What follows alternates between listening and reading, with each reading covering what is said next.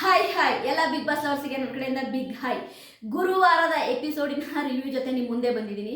ಗುರುವಾರದ episode super ಆಗಿತ್ತು.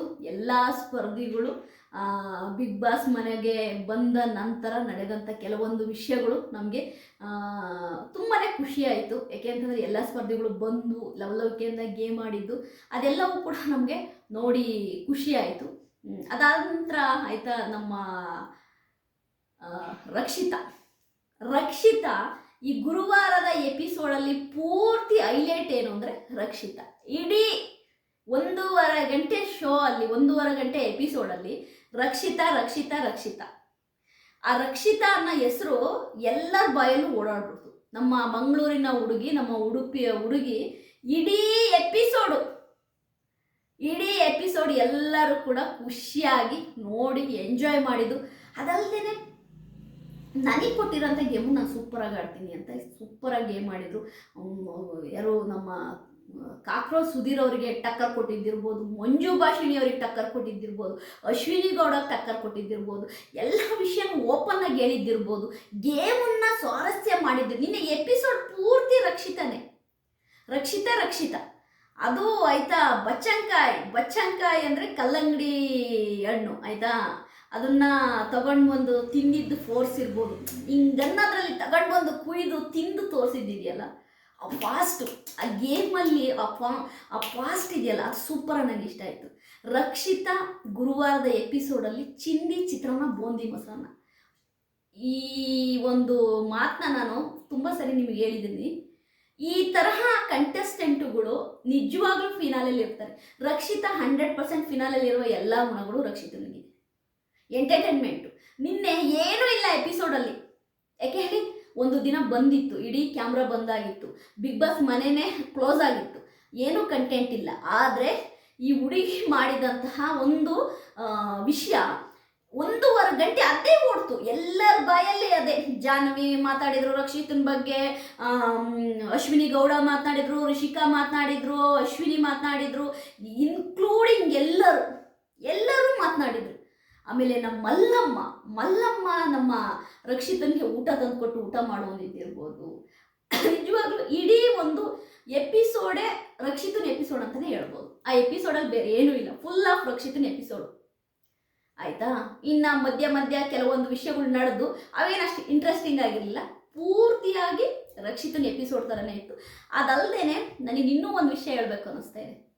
ಅದು ಮೂರ್ತಿ ಚಿಕ್ಕದಿದೆ, ಕೀರ್ತಿ ದೊಡ್ಡದಿದೆ ರಕ್ಷಿತಾ ನಿಜವಾಗ್ಲೂ ಕೂಡ ನಾನು ಅನ್ನೋದಂದರೆ, ನನಗೆ ಯಾಕೋ ಹುಡುಗಿ ಸಖತ್ತಾಗಿ ಕೊಡ್ತಾಳೆ ಅನ್ನಿಸ್ತಾ ಇದೆ. ನಿಮ್ಗೆಲ್ಲರಿಗೂ ಸಂಗೀತ ಶೃಂಗೇರಿ ಗೊತ್ತಲ್ವಾ, ಸೇಮ್ ಆ ಲೆವೆಲಿಗೆ ಕೊಡ್ತಾಳೆ ಅನ್ನಿಸ್ತಾ ಇದೆ. ಯಾರಿಗೂ ಕೇರ್ ಮಾಡ್ದಂಗೆ ನಾನು ಆಡೋಕ್ಕೆ ಬಂದಿರೋದು ಗೇಮು, ನಾನು ಗೇಮ್ ಮಾಡ್ತೀನಿ, ನೀವು ಏನು ಬೇಕಾದರೂ ಅಂದ್ಕೊಳ್ಳಿ ಅನ್ನೋ ರೀತಿ ನಿನ್ನೆ ಎಪಿಸೋಡಲ್ಲಿ ಹಂಗೆ ಅನ್ನಿಸ್ತು. ರಕ್ಷಿತಾ ನೀನು ಮಾಮೂಲಲ್ಲ, ನೀನು ನೆಕ್ಸ್ಟ್ ಲೆವೆಲ್ಲು ಅನ್ನೋ ಥರ ಅನ್ನಿಸ್ತು ನನಗೆ. ಯಾಕೆಂದರೆ ಒಂದು ಎಪಿಸೋಡು ಪೂರ್ತಿ ರಕ್ಷಿತನ ಬಗ್ಗೆ ಎಲ್ಲ ಕಂಟೆಸ್ಟೆಂಟು ಮಾತನಾಡಿದರು. ಆಮೇಲೆ ಆ ಕಲ್ಲಂಗಡಿ ಹಣ್ಣು ತಿನ್ನಿದ್ದಿರ್ಬೋದು, ಆಮೇಲೆ ಮಂಜು ಭಾಷಿಣಿ ಆ ಊಟನ ಮುಗು ಕೆರ್ಚಿದ್ರಲ್ಲ, ಅದ್ರ ಬಗ್ಗೆ ಎಕ್ಸ್ಪ್ಲೇನ್ ಮಾಡಿದ್ದಿದೆಯಲ್ಲ ರಕ್ಷಿತಾ. ಅಶ್ವಿನಿ ಹತ್ರ ಎಕ್ಸ್ಪ್ಲೇನ್ ಮಾಡಿದ್ದು, ಅಶ್ವಿನಿ ಗೌಡನ ಹತ್ರ, ಅದೆಲ್ಲ ತುಂಬ ಮೆಚೂರ್ಡಾಗಿ ಎಕ್ಸ್ಪ್ಲೇನ್ ಮಾಡಿದರು. ಅದೇ ರೀತಿ ಸುಧೀರ್ ಅವರು ಅಂದರೆ ಕಾಕ್ರೋಚ್ ಸುಧೀರ್ ಅವರು ಏನು ತಪ್ಪು ಮಾಡಿದ್ರು ಅನ್ನೋದನ್ನು ಹೇಳಿದ್ದು, ಅದೆಲ್ಲವೂ ಕೂಡ ಸೂಪರ್ ಆಗಿತ್ತು. ಒಟ್ಟಾರೆಯಾಗಿ ಗುರುವಾರದ ಎಪಿಸೋಡು ರಕ್ಷಿತಾ ಎಪಿಸೋಡ್ ಅಂತಲೇ ಹೇಳ್ಬೋದು. ಫುಲ್ ಆಫ್ ರಕ್ಷಿತಂದೇ ಮಾತು, ರಕ್ಷಿತಾನೇ ಪೂರ್ತಿಯಾಗಿ. ಯಾಕೆಂದರೆ ಅಲ್ಲಿ ತೋರ್ಸೋಕ್ಕೆ ಬೇರೆ ಏನೂ ಇರಲಿಲ್ಲ. ನಿಮಗೆ ಗೊತ್ತಿರೋ ಒಂದಿನ ಅವ್ರು ಹೊರಗಡೆ ಇದ್ದು ತೋರ್ಸೋಕ್ಕೆ ಏನೂ ಇರಲಿಲ್ಲ. ಹಂಗಾಗಿ ರಕ್ಷಿತನ ಪೋರ್ಷನ್ ಮಾತ್ರನೇ ತೋರಿಸಿದ್ದು, ಪೂರ್ತಿಯಾಗಿ ಅದೇ ತೋರಿಸಿದ್ದು. ಚೆನ್ನಾಗಿತ್ತು ಎಪಿಸೋಡು. ನನಗೆ ರಕ್ಷಿತನ ಮೇಲೆ ಇನ್ನೂ ಹೋಪ್ ಜಾಸ್ತಿ ಆಯಿತು, ಕಾನ್ಫಿಡೆಂಟ್ ಜಾಸ್ತಿ ಆಯಿತು. ಈ ಹುಡುಗಿ ಏನೋ ಮಾಡುತ್ತೆ ಗುರು, ಈ ಹುಡುಗಿ ಏನೋ ಮಾಡುತ್ತೆ. ಈ ರಕ್ಷಿತನಿಗೆ ಅಂತಲೇ ಗೇಮ್ ಕೊಟ್ಟರೆ ಮಾತ್ರ ಚಿಂದಿ ಚಿತ್ರಾನ್ನ ಬೂಂದಿ ಮೊಸರನ್ನ. ನಿನ್ನೆ ಆ ಕಲ್ಲಂಗಡಿ ಅಂತಂದು ತಿಂದಿದ್ದನ್ನೇ ನೋಡಿದ್ರೆ ನಿಮ್ಗೆ ಅರ್ಥ ಆಗ್ಬೋದು. ಗೇಮು ಅಂತ ಬಂದರೆ ಯಾರಿಗೂ ಎದುರಲ್ಲ, ಏನಕ್ಕೂ ಡೋಂಟ್ ಕೇರ್ ಮಾಡಲ್ಲ. ಯಾಕೆಂದರೆ ಮಂಗಳೂರಿನ ಹುಡುಗಿ, ತುಳುನಾಡಿನ ಹುಡುಗಿ ಆಯಿತಾ, ತುಂಬ ಸ್ಟ್ರಾಂಗು, ಎದುರಿಸೋದು ತುಂಬ ಕಷ್ಟ. ಯಾರ್ಯಾರೆಲ್ಲ ಚಿಕ್ಕ ಹುಡುಗಿ ಅಂತಿದ್ದವರಿಗೆ ಈಗ no Rakshita also one of the contestant ಅನ್ನೋ ಒಂದು ಮನೋಭಾವಕ್ಕೆ ಬಂದಿದ್ದಾರೆ ಬಿಗ್ ಬಾಸ್ ಸ್ಪರ್ಧಿಗಳು. ಅದನ್ನು ಓಪನ್ ಆಗಿ ಹೇಳ್ತಾರೆ. ಅಶ್ವಿನಿನು ಮತ್ತು ರಿಷಿಕನು, ಅವಳೇನು ಚಿಕ್ಕ ಹುಡುಗಿ ಏನಲ್ಲ, ಅವಳಿಗೂ 22-23 ಆಗಿದೆ, ಅವಳು ನಮಗೆ ಗೇಮ್ ಆಡೋ ಕೆಪಾಸಿಟಿ ಅವಳಿಗಿದೆ ಅನ್ನೋದನ್ನು ಹೇಳ್ತಾರೆ. ಇದರಲ್ಲೇ ಗೊತ್ತಾಗುತ್ತಲ್ವಾ, ಬಂದ 4 ದಿನಕ್ಕೆ ನಮ್ಮ ರಕ್ಷಿತಾ ಹೆಂಗೆ ಅಲ್ಲಿರುವ ಸ್ಪರ್ಧಿಗಳಿಗೆ ಆಯಿತಾ ಬಿಸಿ ತೋರಿಸಿದ್ದಾರೆ ಅನ್ನೋದು ನಿನ್ನೆ ಒಂದು ಎಪಿಸೋಡ್ ನೋಡಿದ್ರೆ ಗೊತ್ತಾಗುತ್ತೆ. ಶಿ ಈಸ್ ವೆರಿ ಸ್ಟ್ರಾಂಗ್ ಅಂತೇಳಿ. ದಯವಿಟ್ಟು ಇನ್ನು ಒಂದೇ ದಿನ ಇರೋದು ಶನಿವಾರ 11 ಗಂಟೆ ತನಕ ವೋಟಿಂಗ್ ಲೈನ್, 12 ಗಂಟೆ ತನಕ ವೋಟಿಂಗ್ ಲೈನ್ಸ್ ಓಪನ್ ಇರುತ್ತೆ. ದಯವಿಟ್ಟು ವೋಟ್ ಹಾಕಿ ಅಂತೀನಿ.